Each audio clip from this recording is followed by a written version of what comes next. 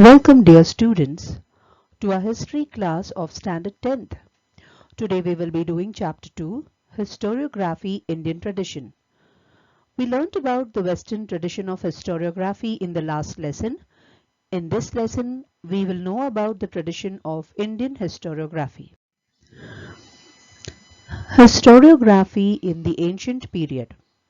Ancient texts of Hinduism, Buddhism and Jainism were preserved and transmitted by an oral tradition. For example, the Vedas, the oldest of which trace back to the 2nd millennium BCE. Many forms of recitation were designed to aid accuracy in recitation and the transmission of the Vedas and other knowledge texts from one generation to the next. Each text was recited in a number of ways to ensure that the different methods of recitation acted as a cross-check on the other. In the ancient period in India, memories of the great deeds of ancestors and memories of social transitions were also preserved through oral recitals. In 1920, excavations at Harappa brought to light the ruins of a large brick-laid city, and soon a whole unknown civilization was uncovered in and around the Indus Valley. The Indus civilization, now dated to 2600 to 1800 BC, collapsed some 500 years before the composition of most of the hymns collected in the Rigveda Samhita, the oldest historical document of India. No unambiguous information has been preserved to tell us the names of the Indus kings or their subjects, the names of the gods worshipped by them, or even what language they spoke. The Indus or Harappan people used a pictographic script. Some 3,500 specimens of this script survive in stamp seals carved in stone, in molded terracotta and faience amulets, in fragments of pottery, and in a few other categories of inscribed objects. The Indus script is an unknown writing system. Most of the tries to decipher them have been quite uncritical and poorly informed. The earliest known written documents of historical nature found in India are in the form of inscriptions. The Edicts of Ashoka are a collection of 33 inscriptions engraved on pillars, large stones and cave walls by Ashoka the Great, who reigned from 268 to 232 BCE, the third king of the Mauryan Empire of India. The edicts were inscribed throughout Ashoka's realm, which included the areas of modern-day Afghanistan, Bangladesh, India, Nepal and Pakistan, and most of them were written in Brahmi script. Sohagora copper plate. The copper plate was found at Sohagora in Uttar Pradesh. It is supposed to be from the Mauryan period. The inscription on it is in Brahmi script. The symbols known as tree in railing and mountain at the beginning of the inscription also occur on punch-marked coins. Another symbol, which looks like a structure erected on 4 pillars, is supposed to be indicative of a granary. The inscription records a royal order that the grain stored in the granary should be distributed carefully. It is supposed to be suggestive of precautions taken in the time of famine. From 1st century CE, inscriptions began to occur on coins, metal images and sculptures, and also on copper plates. They provide important historical information. We get to know about the dates of various kings, dynastic genealogies, territorial extent and administration of various empires and kingdoms, and also important political events, social organization, climate, famines, etc. of the respective times. The ancient Indian literature, including the epics Ramayana and Mahabharata, Puranas, Jain and Buddhist texts, historical accounts by Indian authors, and also travelogues by foreign travelers are important sources of history. Writing of biographies of king and dynastic histories mark an important step in the Indian historiography.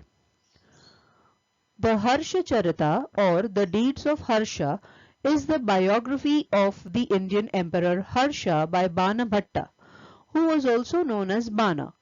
He was a Sanskrit writer of 7th century CE. He was the court poet of Harsha. The Harsha Charita was the first composition of Bana and is considered to be the beginning of writing of historical poetic works in the Sanskrit language. The Harsha Charita ranks as the first historical biography in Sanskrit, although it is written in a florid and fanciful style. Emperor Harsha was an emperor of the Vardhan dynasty. This book is a detailed account of his life written by the author Bana Bhatta. Bana's detailed and vivid descriptions of rural India's natural environment as well as the extraordinary industry of the Indian people exudes the vitality of life at that time. Harsha Charita by Bana Bhatta gives us an idea of political, economic, social and religious life of that time. It also helps us considerably in the task of creating history of the early 7th century. Since Bana received the patronage of the Emperor Harsha, his descriptions of his patron are not an unbiased appraisal and presents the emperor's action in an overly favorable light.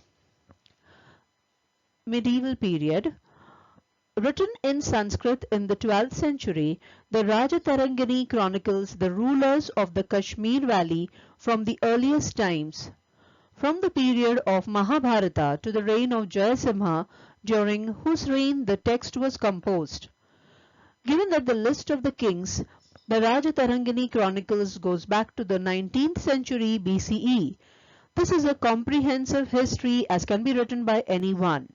Most importantly, at one time, the text served to refute the colonial myth that Indians had no sense of history. Rajatarangini, which means River of Kings in Sanskrit, is written by the Kashmiri Brahmin Kalhana in 12th century CE in Sanskrit verse. This chronicle of Kashmiri kings is justifiably considered to be the best and most authentic work of its kind. Kalhana was excellently equipped for the work, uninvolved personally in the maelstrom of contemporary politics. He nevertheless was profoundly affected by it. His access to minute details of contemporary court intrigues was almost direct. His father and uncle were both in the Kashmir court. Regarding the events of the past, Kalhana's search for material was truly fastidious. In the medieval India, the historians in the court of the Muslim rulers were influenced by Arabic and Persian historiography. Many scholars regard the Delhi Sultanate from the period of 1206 to 1526 as the first firmly established Muslim kingdom on the Indian subcontinent. When researching this kingdom, Ziauddin Barani's Tarikh-e-Firoz Shahi, that is, History of Firoz Shah, which is assumed to have been completed shortly before the author's death around 1357, cannot be ignored, as Tarikh-e-Firoz Shahi, which examines the reigns of at least 8 sultans, is the only existing historiographical text covering the period between 1266 to 1355. It has become the premise for all modern historical works on the topic. Tarikh-e-Firoz Shahi is the finest specimen of Indo-Persian historiography produced during the Sultanate period in India. It was written by Ziauddin Barani during the reign of Sultan Firoz Shah Tughlaq and was dedicated to the reigning monarch. Unlike other histories of the period, Tarikh-e-Firoz Shahi is not confined to an account of wars and the accession of rulers. In this regard, it is a welcome departure, for it takes into account the socio-economic conditions of the time and thereby provides a realistic portrait of society as it existed in the period during discussion. According to Ziauddin Barani, the historian's duty is not only limited only to the recording of rulers' valor and policies of welfare, but he should also write about the rulers' failings and incorrect policies. Tuzuk-e-Babari, which is titled Babar Nama in Persian, is the autobiography of Zahiruddin Muhammad Babar, the founder of the Mughal Empire in India. Babar wrote it in Turkish language. The Tuzuk-e-Babari is a faithful description of the world the author had lived in and of the people he had come in contact. In Tuzuk-e-Babari, Babar has described the physical features, climate, animals, birds, flowers, fruits, and the life of the people and the places he visited. He has also written about his own life in detail.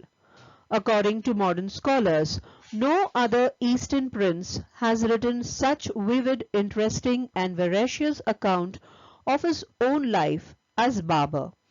He writes about his own success and failure or about his shortcomings with candor which greatly impresses the reader. His style of writing is not pompous or ornate like many Persian writers.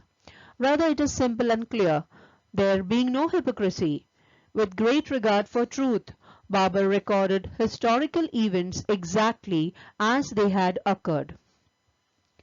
Akbarnama is the official history of the reign of the Mughal Emperor Akbar, which was compiled by Abul Fazl, who was Akbar's close friend and confidential advisor. He was one of the 9 jewels of Akbar's royal court. It is stated that the book took 7 years to be completed.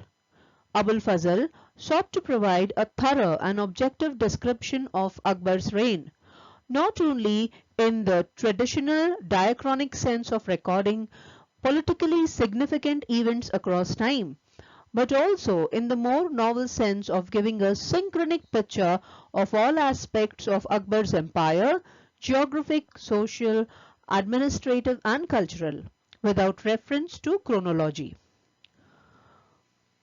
Bakhar is a form of historical narrative written in Marathi prose. Bakhars are one of the earliest genre of medieval Marathi literature. Bakhars can be divided into various types such as biographies of kings, dynastic history, description of events, history of a sect, autobiographies regarding grievance based on mythologies and state administration by a king. More than 200 Bakhars were written in the 17th to 19th centuries. The most important of them chronicling the deeds of the Maratha ruler Shivaji. Shri Shiva Prabhuche Charitra, better known as Sabhasad Bakhar, is a Marathi language biography of Shivaji, the founder of the Maratha Empire. It was written by Krishnaji Anand Sabhasad at Jinji at the court of Shivaji's son Chhatrapati Rajaram Maharaj in 1697.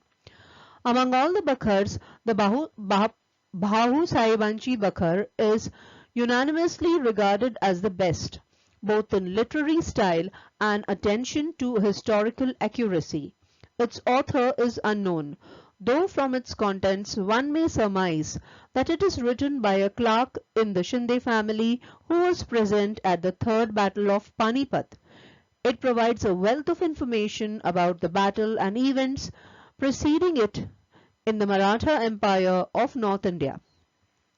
Panipatchi Bakhar is also about the same event. Holkaranchi Kaifiyat provides information about the Holkars and their contributions to the Maratha rule. It provides the information about the contribution of Marathas in the Indian history. Historiography in the modern period.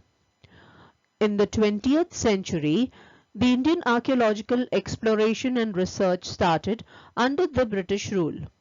Sir Alexander Cunningham, British Army officer and archaeologist, excavated many sites in India, including Sarnath and Sanchi. He served as the first director of the Indian Archaeological Survey. In 1837, Cunningham excavated at Sarnath, outside Varanasi, that is Benares, one of the most sacred Buddhist shrines, and carefully prepared drawings of the sculptures. In 1850, he excavated Sanchi, site of some of the oldest surviving buildings in India. In addition to a study of the temple architecture of Kashmir in 1848, a work on Ladakh in 1854, he published the Bhilsa Topis in 1854, the first serious attempt to trace Buddhist history through its archaeological remains. He is known as the father of Indian archaeology. Sir John Hubbard Marshall, English Director General of the Indian Archaeological Survey, who in the 1920s was responsible for the large-scale excavations that revealed Harappa and Mohenjo-daro, the two largest cities of the previously unknown Indus Valley civilization. The Takshila is one of Marshall's most valuable works. The sites of Sanchi and Sarnath were important for their connection with the history of Buddhism, were also excavated and restored, and Marshall published The Monuments of Sanchi, Volume 3. Many British officials in India wrote about Indian history. Their writings display strong influence of the colonial policies of the British. The history of British India is a history of company rule in India by 19th century British historian James Mill. According to him, India was backward and had unacceptable culture. With various superstitious beliefs prevailing in the country, the people were arrogant. The History of India, written by Mount Stuart Elphiston, Governor of Bombay, was published in 1941. The period of Maratha Empire is very important in the Indian history. Grant Duff's name stands out among the British officers who wrote about Maratha history. He wrote the book entitled A History of Marathas. This book is published in 3 volumes. Grant Duff's writing also shows the British inclination of condemning Indian culture and history. Similar tendency is witnessed in Colonel Todd's writing about Rajasthan's history. The 2 volumes written by William Wilson Hunter on Indian history show a somewhat impartial treatment of the subject. Neelkant Janardhan Kirtane and Vishwanath Kashinath Rajwade were 2 Indian historians who took upon the task of exposing the limitations of Grant Duff's writings. So dear students, today we have discussed the tradition of Indian historiography. In the next class, we will be doing various ideological frameworks of Indian historiography.